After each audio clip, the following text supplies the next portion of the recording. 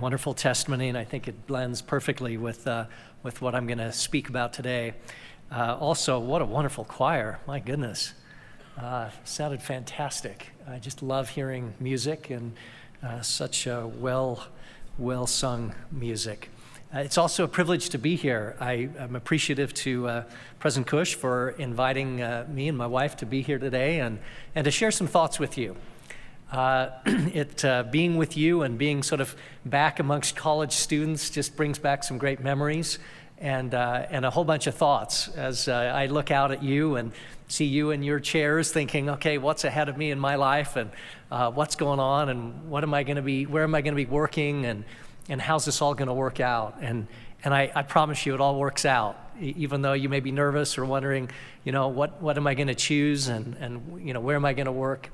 Just go with it. Heavenly Father will help you, and someday you'll be old and gray like me and sharing some thoughts with other students who are coming along the way. I'm reminded of an experience I had years ago when I was in college. I was in a religion class, and it was on the New Testament.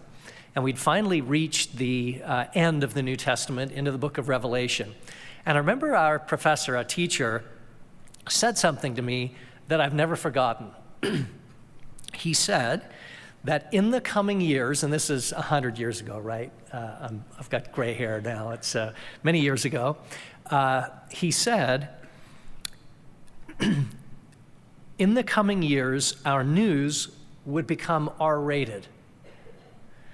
And I remember thinking, what? He goes, yeah, your news, your regular nightly news is going to become R-rated. It's going to be filled with graphic violence, sexually disturbing content, and massive disasters. And I remember thinking to myself at the time, I think he's a little over the top on this. Where's he going with this? Sometimes do you ever think maybe some of your teachers are a little dramatic? And I remember thinking, this guy's kind of dramatic. It's kind of talking a big thing. Well, sure enough, it wasn't but a few years ago when I finally just completely stopped watching the news on television for all of the same reasons. It was incredibly depressing and often shocking. And if you look around in the world today, it's exactly those kinds of things that he talked about. In these conditions, it can be easy to become fearful and helpless. If you can spend literally hours a day listening to the negative and upsetting reports of terrorism, of crime, of world problems, or the unraveling of the moral fabric of society. In time, lengthy exposure to this barrage of negativity becomes oddly addictive, and we find ourselves being drawn into these turbulent currents of commotion. The currents are swift, and its waters are deep and foreboding.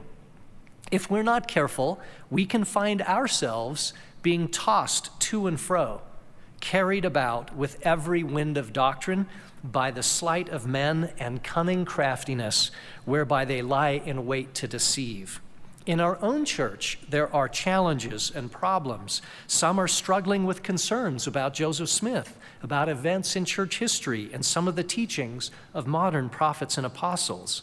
Just as the prophets foretold, we are now clearly living in times of uncertainty and moral upheaval.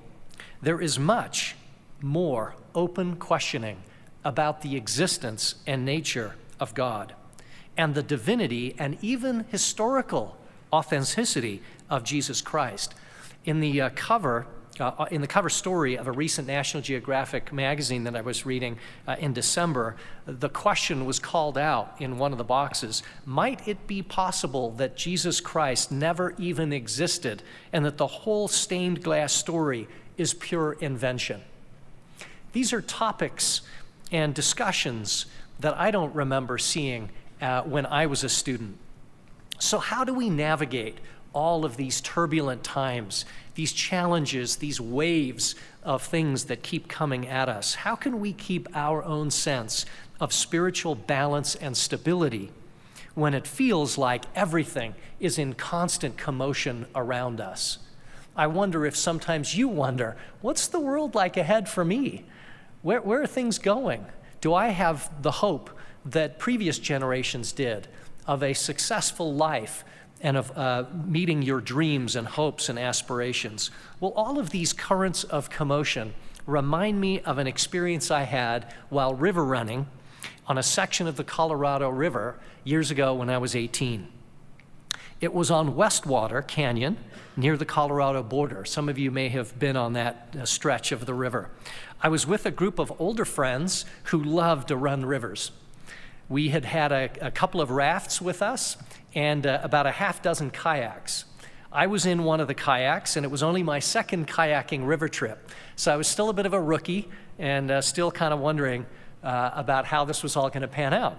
Well, our group leader gathered us together at the beginning of the trip, and he told us that the water was running a lot higher than he had seen before.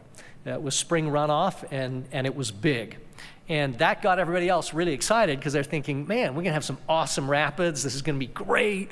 You know, we're going to have this great experience. And I didn't know quite what to think about that, being still a bit of a rookie in a kayak.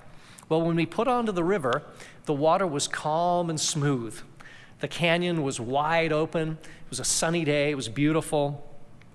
Pretty soon, it was just easy to maneuver around. I felt very comfortable and confident in my little kayak. And pretty soon, you know, water fights started to break out. And I'm thinking to myself, man, you know, this seems more like a float trip than the whitewater trip that everybody was raging about. This could be kind of a boring afternoon. Well, things started to change pretty quickly. The canyon walls started to narrow in, and the water started picking up speed. And pretty soon, we were in some pretty good sized rapids. If you haven't been in a kayak before, it's a really snug fit. A kayak's usually pretty small and skinny, and you smash your feet and your knees deep down into the kayak, and they kind of get pinned in there so that you can really feel tight and you're not going to flop around inside the kayak.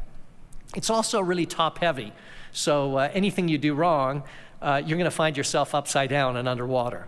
And that happens pretty easily. Then you have a spray skirt, which is tied around your waist, and then it sort of snaps over the edge around the kayak, so it keeps the water out, so you can keep dry inside. Again, if you're flipped over, you end up upside down really fast, and you have to use a paddle to be able to do this roll where you pull the paddle back, and then you can bring yourself back up out of the water. Well, I was still a little bit of a rookie at that. I had it most of the time, but you know, once in a while I'd have to pull out. And if you had to pull out after you couldn't breathe anymore trying to get up, you reach forward to the front of the kayak and pull the spray skirt off, and then you kind of wriggle out of the kayak and then up to some fresh air. So anyway, it was interesting entering this the section of rapids, still wondering if I knew how I was going to roll back up. Well, once you get into the main section of rapids, I got pretty nervous. Like, these were big rapids that were just moving you around like a cork in a washing machine. It was heavy, and I could tell just looking at the eyes of my buddies, they were looking a little spooked too, like it was a little bit big. Well, after getting through a number of the rapids, we came to a section of the river that everybody had talked about all along. We're able to pull over to a small ledge and get out of our kayaks and walk down to the edge and look down over this section of river that had these rapids. And that's when I knew I was way over my head. The first big rapid below us was called Skull. I don't know who names these rapids, but you'll kind of get a feel for this as I go through and talk about each of these. This was formed by a huge rock that was had kind of come right out into the middle of the river, and so the water poured right over this rock and then into this sort of massive hole, and then there was about a 7-foot wave that was this big